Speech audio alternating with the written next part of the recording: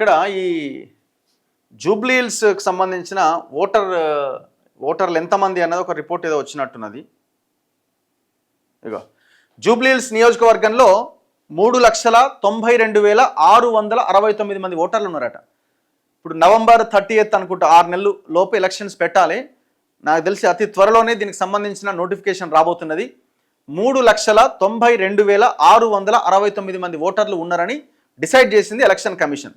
ఉప ఎన్నిక జరగబోతున్న జూబ్లీ హిల్స్ అసెంబ్లీ నియోజకవర్గంలో మొత్తం 3,92,669 మంది ఓటర్లు ఉన్నట్లు రాష్ట్ర ఎన్నికల ప్రధానాధికారి సుదర్శన్ రెడ్డి తెలిపారు. ఈ మేరకు ఆయన ఓటర్ల ముసాయిదా జాబితా మంగళవారం విడుదల చేశారు. ఇందులో 2,04,288 మంది పురుష ఓటర్లు, 1,88,356 మంది మహిళా ఓటర్లు ఉన్నారు. అయితే 25 మంది ఇందులో ఇతరులు ఉన్నారు. వీళ్ళు ట్రాన్స్జెండర్లు. వీళ్ళు ఓటర్లు తమ అభ్యంతరాలను ఈ నెల 17వ తేదీలోపు తెలియజేయాలి. ఓటర్ల జాబితాలో చేర్చడం లేదా తొలగించడం, సరిదిద్దడం, వేరే నియోజకవర్గానికి మార్చడం వంటి అభ్యంతరాలు ఉంటే 6, 7, 8 ఫారాల ద్వారా ఆన్లైన్లో దరఖాస్తు చేసుకోవాలి. ఈ అభ్యంతరాలన్నింటినీ ఈ నెల 25వ తేదీలోపు పరిష్కరిస్తాం. ఓటర్ల తుది జాబితా ఈ నెల 30వ తేదీలోపు బహిర్గతం చేస్తామని వివరించారు.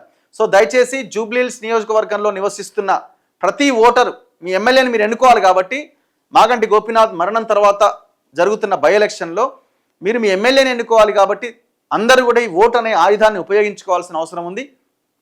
కాబట్టి మీరు ఆన్లైన్లో అయినా లేకపోతే మీ సేవకి వెళ్ళైనా, ఒకవేళ మీరు ఇంటర్నెట్లో ఆన్లైన్లో చూడలేకపోతే మీ సేవకి వెళ్ళైనా మీ ఓటు ఉందా లేదా చెక్ చేసుకోండి.